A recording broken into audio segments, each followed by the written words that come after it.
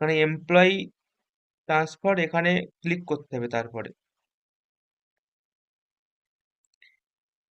Click করা হলে এখানে আমাদের কাছে তিনটে অপশন আসবে: apply transfer rule three transfer status, আর রুল থ্রি শিডিউল ভিউ।